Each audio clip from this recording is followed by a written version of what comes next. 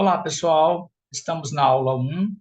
Como já fiz na apresentação, a explanação, nesse primeiro momento, a gente vai fazer a introdução a essa disciplina e a primeira aula tem o título Introdução à Psicologia da Saúde. Para a gente dar a sequência, para a gente estruturar essa aula e falar um pouquinho dessa área da psicologia da saúde, de forma geral, e chegarmos na temática de saúde mental, vamos dividir essa aula em duas partes. Vamos primeiro falar do conceito de psicologia da saúde, depois vamos fazer uma delimitação do campo de atuação da área da psicologia da saúde. Bom, a gente pode dizer que a psicologia, como ciência, como área do conhecimento, há muito tempo vem procurando expandir seus limites de atuação. Por quê? Porque a gente sabe e conhece, talvez de uma forma mais predominante, a atuação do psicólogo em algumas áreas mais tradicionais, como a clínica. A gente conhece muito a atuação em psicoterapia na parte da psicologia clínica, na educação, a psicologia escolar, e na psicologia organizacional. São três áreas que foram consideradas mais proeminentes no Brasil desde a consolidação da prática do psicólogo no contexto brasileiro. Mas a gente tem, né, uma expansão grande do que é a atuação do psicólogo. E uma das áreas que a gente tem visto uma maior demanda em relação à atuação do psicólogo é a psicologia da saúde, que consiste na área da psicologia que aplica princípios e pesquisas psicológicas para a melhoria de saúde e o tratamento e a prevenção de doenças. A gente, esquematicamente, pode dividir a atuação da psicologia, que é uma das áreas importantes para a atenção em saúde mental, em três áreas, em três vertentes, vamos dizer assim. Eu costumo dizer nas aulas que esse é o tripé da área da psicologia, da ciência psicológica. A gente tem uma divisão por áreas de atuação, a gente tem uma divisão de teorias que dão suporte à atuação nessas áreas e das metodologias, que são as formas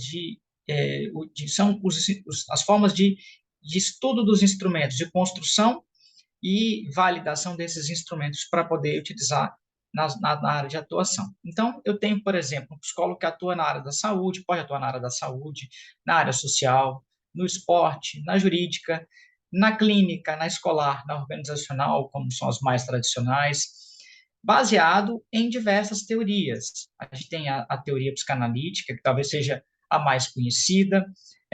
Em decorrência da teoria psicanalítica, a gente tem algumas vertentes, como a esquizoanálise, que é uma teoria muito baseada no Deleuze e no Foucault, Deleuze, Guattari e Foucault, que está na nossa ementa também da nossa disciplina. Mas a gente não tem somente esse suporte teórico, né? A gente tem outros suportes teóricos, como a terapia cognitivo-comportamental, a psicologia comportamental, a Gestalt terapia e as terapias que são de cunho fenomenológico existencial ou existencial humanista. Todas essas teorias podem servir de suporte para a atuação do psicólogo para a área da saúde, né? Então, você pode conversar com o psicólogo, ter um suporte teórico diferente dentro de uma mesma área, e assim vai também com relação às outras áreas. No entanto, com relação às metodologias, a gente tem tido, nos últimos anos, na área da psicologia, um avanço quanto à questão da exigência metodológica, até mesmo para alinhar e cada vez mais dar caráter, né, de evidência científica para a atuação do psicólogo, né? E a principal, né, metodologia que está, né, no campo da psicologia e é importantíssima na atenção em saúde mental é a avaliação psicológica, que também é formada por três elementos básicos, né, as entrevistas estruturadas, não estruturadas, ou totalmente estruturadas ou semi-estruturadas, e a observação, né? Desculpa, a entrevista desses três tipos, a observação e a testagem psicológica, né? Esses três elementos compõem a avaliação psicológica, que está aqui, e que dão suporte para a atuação do psicólogo nas áreas, juntamente com as teorias. Aliado à questão da nossa atuação, né, de uma forma geral, na área da atenção à saúde e saúde mental, a gente traz o conceito de saúde da Organização Mundial da Saúde, que é um conceito alinhado com tudo aquilo que a gente vai discutir durante esse módulo, que é a ideia de que saúde é o completo bem-estar, completo estado de bem-estar físico, mental e social, e não simplesmente a ausência de enfermidade. Então, a gente já vai destacar nessa primeira aula o modelo multifatorial de multicausalidade do estado de saúde e do estado de doença, tá? Não é somente a gente não tem somente nível de causalidade física, quanto ao adoecimento, e não somente mental, que seria, que a gente chama muitas vezes na psicologia de psicológico, né? E às vezes muito ligado ao aspecto individual, e não somente social, né? Que é ligado ao aspecto da interação com os grupos e com os elementos ambientais do indivíduo. Mas a gente tem essa percepção multifatorial e a gente vai ver, né, dentro da psicologia, que esse aspecto mental e social vai se subdividir em outros fatores. Daí a questão multifatorial. E a desconstrução, aqui um esquema, desculpa, antes da gente tratar, né, aqui o esquema, né, dessa questão multifatorial, da questão dos estados de saúde, como bem-estar, e a diferenciação, né, dessa multifatoriedade para desconstruir algo que está mencionado lá na definição de ser, não somente ser ausência de doença, porque essa ideia vem muito da origem da palavra saúde, né, de origem alemã e representada em inglês pelos vocábulos health e whole, né, que significa integridade do corpo e que refere-se também à ideia de um corpo são, né, um corpo livre de anomalias, né, de disfuncionalidades.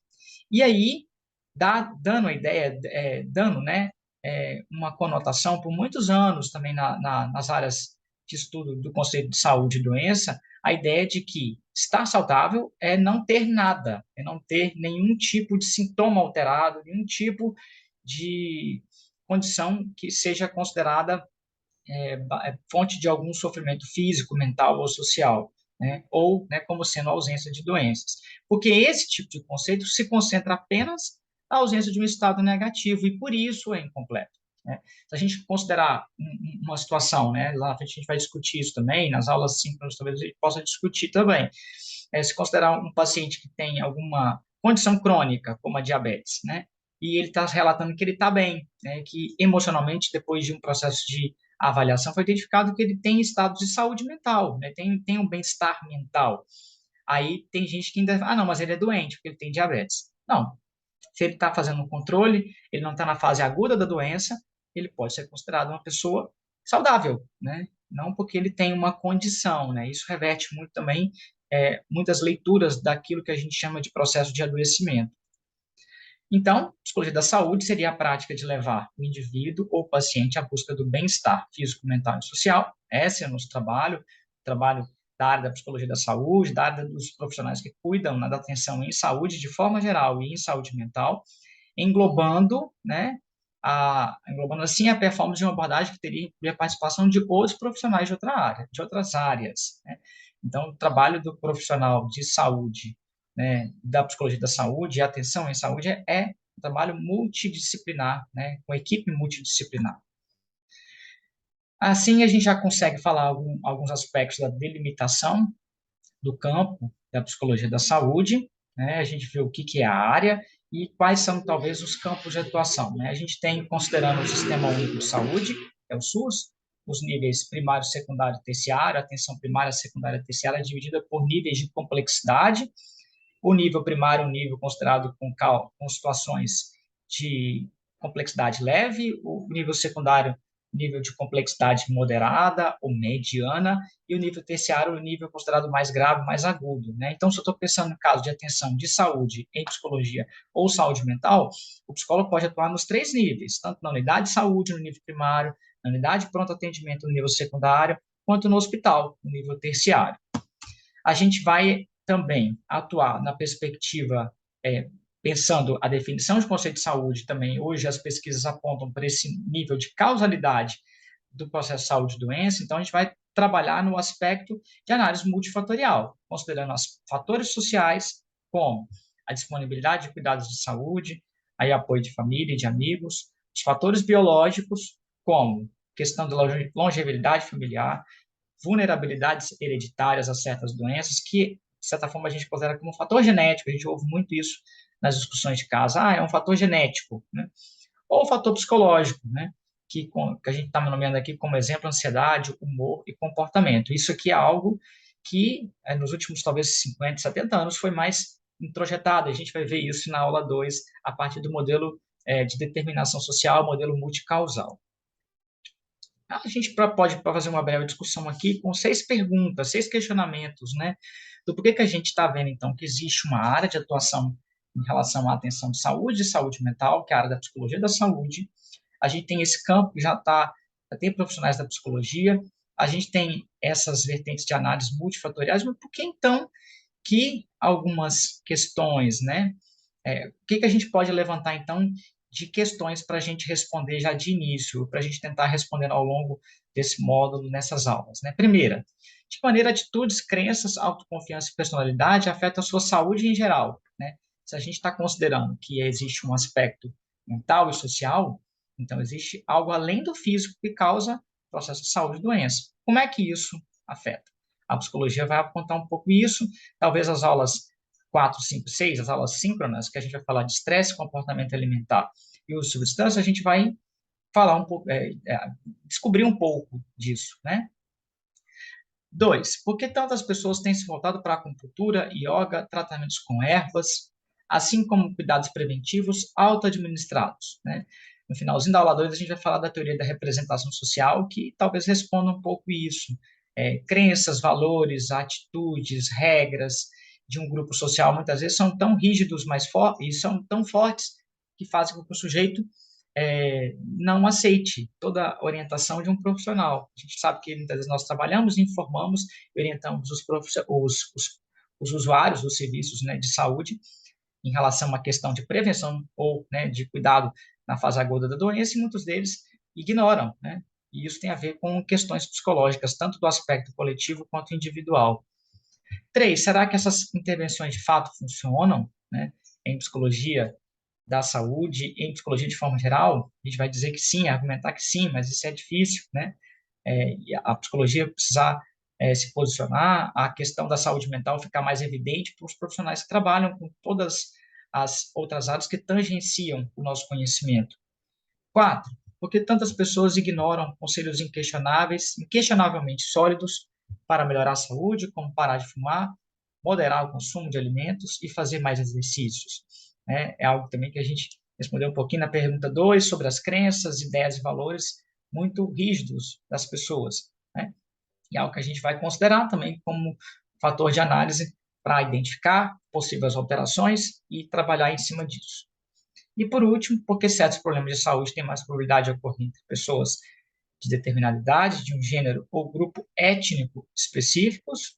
A gente vai considerar as respostas, as questões que a gente vê muito em epidemiologia, dentro daquilo que a gente constrói de modelo multifatorial. Isso vai ser considerado, né, fatores sociais, fatores biológicos, fatores psicológicos, para identificar as questões de maior probabilidade de grupo A, grupo B, ou indivíduos, né, que têm características específicas para desenvolverem algum tipo de adoecimento ou não. E por que número 6 aqui? Porque a pobreza ameaça potencial à saúde. Trocaria essa palavra aqui, né, do autor, que eu estou utilizando, por vulnerabilidade social, em relação ao índice, né, desse índice de fator, esse indicador social que pode desencadear, sim, algumas questões de adoecimento em grupos populacionais específicos, né? Por isso, da importância da questão da boa gestão de políticas públicas, considerando os aspectos do nosso conhecimento aqui da área da psicologia da saúde. Aí e pensando em melhorias tanto socioeconômicas, para pensar a questão da garantia de saúde. Podemos, então, ir partindo para a nossa conclusão, né, dizendo que, ainda que não exista uma delimitação formal, podemos enquadrar a psicologia da saúde como práticas que atuem em integração com saúde mental e saúde física e social do paciente. A gente tem uma dificuldade, como eu falei, é uma área nova, psicologia da saúde, mas é uma área que hoje, né, tem se consolidado na atuação nesses campos específicos, né, de trabalho, do nosso sistema, né, em relação à questão do Sistema Único de Saúde ou saúde privada, considerando a saúde mental ou saúde física do paciente. E aí, a gente tem aqui essa definição da APA, né, ou da Associação de Psicologia Americana, de 1980, sobre a área da psicologia da saúde, né. A psicologia da saúde agrega o conhecimento educacional, científico e profissional da disciplina psicologia para utilizá-la na promoção e na manutenção da saúde, na prevenção e no tratamento da doença, na identificação da etiologia e diagnóstico relacionados à saúde, à doença e a disfunções, bem como no aperfeiçoamento do sistema de política de saúde. Então, a psicologia da saúde é a atuação do psicólogo nessa área, com o conhecimento educacional, científico e profissional, de teorias e de metodologias dentro do campo da saúde para ajudar na prevenção e na manutenção da saúde e no tratamento dessas doenças. E lá, né, essa questão, né, proporciona indiretamente situações de melhor gestão de sistema de política de saúde, né, e de políticas, consequentemente, de políticas em geral. Essas são algumas sub-áreas da psicologia da saúde. A gente conhece pouco a sub-área da psicologia, que é a psicologia da saúde, menos ainda as sub-áreas dentro dessa área de atuação do psicólogo, né? Talvez a gente conheça mais a psicologia hospitalar, que ela tem um maior tempo, né, de consolidação em termos até de nomenclatura. A gente conhece muito o psicólogo que aparentemente trabalha no serviço de saúde como o psicólogo hospitalar. Mas o psicólogo hospitalar, a área da psicologia hospitalar é uma área dentro da psicologia da saúde, que hoje é mais ampla, né? A gente tem essas outras áreas, como a psiconeuroimunologia, a psicossomática, o atendimento domiciliar, atendimento à dependência química, a psicologia institucional, a psicologia ambiental e a psicologia da comunidade. Então, a gente pode concluir dizendo que a psicologia da saúde é uma tentativa de fazer uma nova dimensão da interdisciplinaridade, é uma característica da área da psicologia da saúde, é trabalhar, né, com equipe multiprofissional, e talvez o principal benefício já imediato da atuação do psicólogo nos ambientes de espaço de saúde e saúde mental, que é a humanização dos atendimentos. Não é mais um paciente com um diagnóstico, não é um paciente do leito A, leito X, né? É um paciente com nome, é um paciente que tem, né, um acompanhamento psicológico que aparentemente não teria nenhuma funcionalidade na modificação de sintomas físicos, mas começa a evidenciar essas modificações dos sintomas psicológicos por causa dos sintomas físicos, por causa do tratamento dos sintomas psicológicos, como ansiedade, tristeza, humor deprimido, ideações suicidas, que são casos graves que a gente está pensando, e aí as situações de problemas físicos, né, são remediados, são controlados. Então, a humanização, tanto do paciente como da equipe de saúde, tem já encontrado, os estudos já têm indicado, né, essa modificação positiva em relação aos tratamentos. Para a gente fechar, né, algumas tendências do século XX e que são sequenciais para nós hoje do século XXI, né, que a gente vai ficar atento com a atenção em saúde e saúde mental de forma geral, que é o aumento na expectativa de vida, surgimento de transtornos relacionados ao estilo de vida, estilo de vida mais sedentário, estilo de vida mais corrido, urbanizado, né, o aumento nos custos de assistência à saúde e a reformulação do modelo biomédico, né? A gente está diante desse momento atual, né, da atuação do psicólogo, da atenção em saúde mental, esbarrar nesse predomínio da área médica, né, muito notabilizado pelos outros profissionais que trabalham em torno, né, desse profissional que era considerado central, né, na atuação da saúde.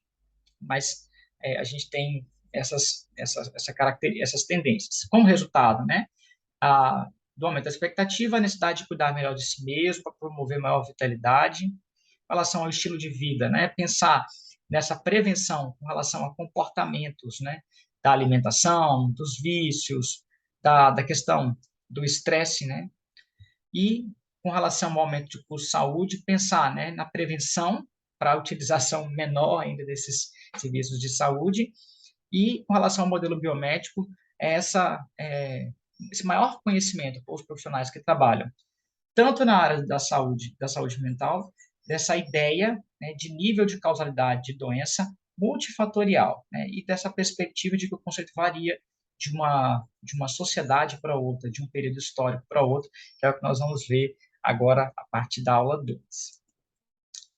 Bom, encerramos aqui, então, a aula 1, esse primeiro momento de apresentação, fazendo a introdução à psicologia da saúde. Voltaremos na aula 2, em que a gente vai trabalhar o conceito de saúde e doença de forma geral. Até lá!